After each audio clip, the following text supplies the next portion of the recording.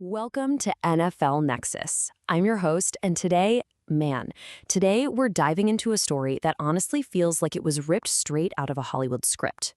We're getting into an explainer of the Indianapolis Colts offseason, a franchise that is quite literally teetering right on a knife's edge. Before we unpack this whole high-stakes drama, do me a favor, subscribe to the channel, like this explainer, and definitely let me know what you think in the comments down below. Oh, and if you really want to support what we do here, think about becoming a channel member. Okay, let's get into it. The Colts are a team that has meticulously constructed one of the most talented, high-ceiling rosters in the entire National Football League. Yet, as training camp approaches, they find themselves balancing over a massive drop-off. To truly understand where the Colts are going, you have to understand the sheer, catastrophic whiplash of where they have just been. Everything changed in a matter of seconds. I mean, just let that sink in for a minute. In the NFL, windows of opportunity, they don't slowly close. No, they slam shut. You can literally spend years, sometimes decades, meticulously drafting, maneuvering the salary cap, building up this resilient locker room culture, only to watch the whole thing completely unravel in the exact time it takes for a single play to develop. For the Indianapolis Colts, that is not some dramatic metaphor. It is their cold, unforgiving reality right now. 8-2. That was the Colts' reality for the first 10 weeks of the 2025 season. They were absolutely the apex predators of the NFL. But you know what's truly cinematic about this run? It's exactly who was leading it. It wasn't their highly drafted physical phenom, Anthony Richardson Sr. No, it was Daniel Jones. Yeah, Daniel Jones. After stepping up and legitimately beating out Richardson in a wildly contested training camp, Jones orchestrated this completely unforeseen career resurgence. I mean, for 7 grueling years, we watched Jones be heavily scrutinized, constantly battling inconsistency, and we had never, ever seen him look like this. Shane Steichen's offense, it completely unlocked him. He was out there tearing opposing defenses apart with just surgical precision and confidence. The Colts weren't just winning football games, they were dominating them. They were sitting at the very top of the league, heavily favored as a frontrunner for a deep Super Bowl push. It felt like the pieces had finally aligned. And then the screen just goes black. In a single, devastating sequence of events, that entire dream was shattered. Look, it wasn't just an injury. It was a catastrophic, back-to-back medical nightmare. A fractured fibula, followed literally immediately by a season-ending Achilles tendon tear. We are talking about the absolute highest of highs, just wiped out in an instant by the lowest of lows. Sure, the production had already started to slightly dip in that specific game, but these injuries completely derailed a championship-caliber season. The medical staff rushed the field. The stadium just fell into this dead, suffocating silence. You could hear a pin drop in Indianapolis. And in that heavy, awful silence, the entire trajectory of the Colts franchise fundamentally shifted. Which brings us to arguably the most critical question of this 2026 offseason. Zachary Perellis over at CBS Sports recently ranked the 100 most important players in the NFL, and he placed Daniel Jones right at number 27. And he asked the multi-million-dollar question, can he get back to his 2025 form? Because right now, the pressure is immense. The critics are already lined up around the block. An Achilles tear for a quarterback whose entire game relies on mobility, on stepping firmly into his throws. Historically, that is devastating. The absolute truth of the matter is that Indianapolis's entire season, and, let's be real, potentially the jobs of head coach Shane Steichen and general manager Chris Ballard, rests squarely on Daniel Jones' health. If Jones can somehow magically reset to square one and run Steichen's offense the way he did in those first 10 weeks, okay, this team resumes its dominant ways. But if he suffers a setback, or if his mobility is compromised even a little bit, it spells absolute doom. The margin for error here is exactly 0. But Jones isn't doing this alone. Let's shift our focus to the guy who is the absolute, undisputed engine of this entire operation. Jonathan Taylor isn't just a running back. He is the gas, the engine, the wheels, and the whole vehicle of this offense. Last year, he put on an absolute masterclass. Honestly, it rivaled his legendary 1811-yard campaign back in 2021. The guy racked up 1,585 rushing yards. He found the end zone 20 times across all purposes, and he moved the chains with an astonishing 99 total first downs. I mean, in a modern NFL where running backs have notoriously short shelf lives, where they're so often viewed as expendable assets, Taylor has proven to be this rare, golden exception to the rule. He is, without question, the most important player on the entire team, and that goes for both sides of the ball. And as CBS Sports noted, by the way, they ranked Taylor as the 69th most important player in the entire NFL, he was actually leading the league with 323 rushes and 18 rushing touchdowns right up until Daniel Jones tore his Achilles. The report puts it plainly. He'll be the focal point again, and perhaps even more so early on as Jones finishes off his recovery. Now, this dynamic is incredibly crucial to understand. Without Jonathan Taylor back there demanding the attention of opposing linebackers, without him essentially masking the vulnerabilities of a quarterback returning from a massive injury, Steichen's playbook just becomes predictable. It becomes infinitely easier for defensive coordinators to dissect.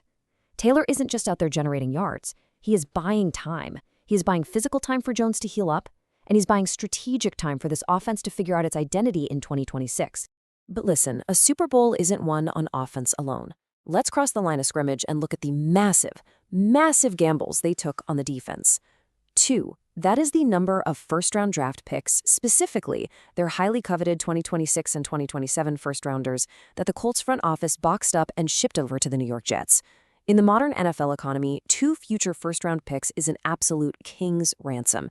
It's the kind of trade that literally defines a general manager's legacy. So why do it? Well, because they looked at their 8-2 roster at the time and decided, you know what? Let's push all our chips right to the center of the table. They went all in to acquire superstar cornerback Sauce Gardner. They envisioned this completely lethal, lockdown secondary under defensive coordinator Lou Anarumo. Pairing Gardner with Charvarius Ward, it was supposed to be the final, impenetrable piece of the championship puzzle. Instead, we witnessed a defensive collapse of epic, almost unbelievable proportions. I mean, the ink was barely dry on that blockbuster trade for Sauce Gardner when the dominoes just began to violently fall. First, Charvarius Ward gets sidelined with continued lingering concussions. Instantly, that lethal lockdown duo they dreamed of was broken apart before they could even really build any chemistry. Then, tragedy strikes again. In the exact same cursed game where Daniel Jones suffered his catastrophic injuries, Sauce Gardner goes down. A calf strain, a seemingly minor nagging issue that somehow limited one of the hardest playing corners in the NFL to just 4 total games in a Colts uniform last year. 4 games. Lou Anarumo's brilliant, aggressive defensive scheme, which heavily relies on corners surviving on an island, was completely dismantled before it even had a chance to take the field fully formed. And because of that crazy, catastrophic chain of events, this heavy, dark narrative has settled over Indianapolis like a thick fog. The Jets won the trade. That's what the league is whispering right now. That's what all the media is writing. Given the massive franchise-altering investment the Colts made to get Gardner, the pressure on him heading into 2026 is suffocating. Outside of defensive tackle DeForest Buckner, Gardner is arguably the most important defensive player on this entire roster. Look, even in those 4 brief games last year, Gardner showed flashes of his absolute brilliance, locking down elite receivers, completely taking away entire areas of the field, making life a living nightmare for opposing quarterbacks. But 4 games? That isn't nearly enough when you trade away your franchise's future. Gardner absolutely must smash this narrative in 2026. He needs a redemption season of historic, unbelievable proportions. But wait, the cracks in the foundation don't stop there. Not even close. Just as the defense is desperately trying to heal and regroup, the offense takes another devastating, perfectly ill-timed hit: left ankle surgery. This past March, Alec Pierce, the Colts' leading pass catcher, was forced onto the operating table, and now he is projected to sit out significant portions of training camp as he battles through this grueling rehabilitation process. Think about the timing here, guys. Just when Daniel Jones desperately needs his most reliable, trusted weapon to test out his own surgically repaired Achilles, that exact weapon is taken away from him. So, you gotta ask, who is left to actually catch the ball? The current receiving core features starting wideout Josh Downs and their standout Pro Bowl tight end Tyler Warren. Now, that's a solid foundation for sure. You can scheme around them, you can win football games with those 2 targets. But behind them? Oh man, there is a glaring, terrifying hole. Unproven, uncertain depth. Beyond Downs and Warren, the drop-off in talent and experience is so steep it's like falling off a cliff. As training camp rapidly approaches, this precarious lack of receiving depth isn't just a minor concern, it is a flashing red light on the dashboard of the Colts front office. You simply cannot enter a grueling 17-game NFL season with 0 insurance policies at wide receiver. This leaves the organization staring down a desperate, incredibly risky dilemma. On one hand, they can cross their fingers, hold their breath, and just pray that this unproven training camp depth magically steps up in what is basically a Super Bowl or bust season. They can hope some late-round draft pick suddenly becomes a star, right? On the other hand, do they scramble into the free agent market and buy an aging 34-year-old veteran receiver just to bridge the gap while Alec Pierce recovers? It's your classic high-stress risk versus reward scenario. Do you trust the youth that hasn't proven itself under the intense fire of an NFL Sunday? Or do you buy older, physically declining experience just to keep the offense afloat? Well, according to James Boyd, the highly plugged-in Colts insider for The Athletic, there is a very specific name circling the rumor mill right now, and that name brings with it a very specific number: 6. As in a 6-time Pro Bowler. Boyd suggests that the Colts are keeping a very close investigative eye on free agent wide receiver Keenan Allen. Now, Allen spent last season returning to the Chargers, playing in 17 games, but he only started 3 of them. He actually fell short of the 800-yard mark for the 2nd consecutive year. Look, his absolute top-end speed, it's gone. But as Boyd acutely points out, if he is brought in specifically as a WR3 to complement Downs and Warren, those declining physical traits are vastly outweighed by his elite veteran savvy and route-running intelligence. But here is the real secret weapon behind this potential signing: 7 seasons. Keenan Allen spent 7 full seasons playing under Shane Steichen, back when Steichen was the offensive coordinator for the Los Angeles Chargers. Just think about the immense value of that institutional knowledge. An NFL playbook is a complex, sprawling dictionary of concepts, route trees, sight adjustments, audibles at the line of scrimmage. It's massive.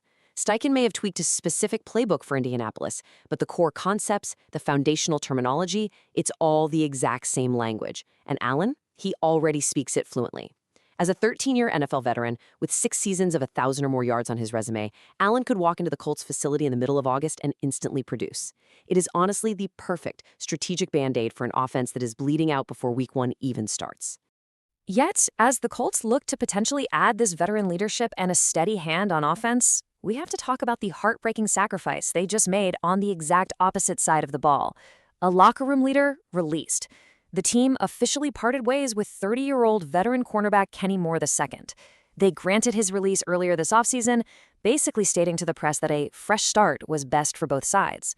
But look, make no mistake about it, when you cut a player who wears the captain's patch, a guy who literally defines the toughness and the culture of your secondary, you are ripping out a piece of the team's beating heart. And you aren't just losing leadership, you are losing deeply tangible, incredibly reliable on-field production. Just look at 2025. Over just 14 games, he racked up 55 tackles, 1.5 sacks coming from the secondary, 2 forced fumbles, 6 passes defended, and a brilliant, game-changing interception returned for a touchdown. Kenny Moore wasn't just a voice in the locker room. He was a dynamic, chess-piece playmaker in Lou Anarumo's defense. I mean, this guy originally came into the league fighting for his life as an undrafted free agent out of Valdosta State, was waived by the Patriots, and literally built himself from the ground up into a cornerstone of the Colts defense. He earned multiple multi-million-dollar extensions through just sheer grit. So, why on earth do you let a player like that go? Well, in the NFL, the answer is pretty much always found in the ledger: $7,060,000. That is the cold, calculated, unforgiving financial reality of the sport. According to the cap experts over at Over the Cap, cutting Kenny Moore freed up over $7 million in crucial, desperately needed salary cap space. But it wasn't a clean break. It never is. The Colts had to swallow a bitter pill of $6.05 million in dead money just to make it happen. Honestly, that tells you absolutely everything you need to know about how desperate this front office is to manipulate their salary cap to survive this volatile offseason. They paid a man $6 million to not play football for them just to clear the deck and keep the franchise afloat. And Moore's reaction to all of this? He actually recently went on SiriusXM NFL radio and dropped a quote that echoes so loudly through the halls of the Colts training facility. Moore said, "I'm at a perfect point in my career where I really want to win. I don't want to just be a guy on a team. I want to be a team guy, and I want to win, and hopefully we can do that together." He spoke about finding a team with the right culture and the right scheme, but when you truly read between the lines here, he wants to go to a true contender. By publicly saying he wants to go somewhere to win, it subtly but so powerfully hangs this massive question in the air. Did Kenny Moore no longer believe the Indianapolis Colts fit that description? Let's take a step back and look at the entire board here, because this is the staggering 2026 reality for the Indianapolis Colts. You have a quarterback returning from a historically devastating Achilles tear, whose mobility and mental confidence are complete, terrifying unknowns right now. You have a defense that just jettisoned its locker room leader just to survive the salary cap.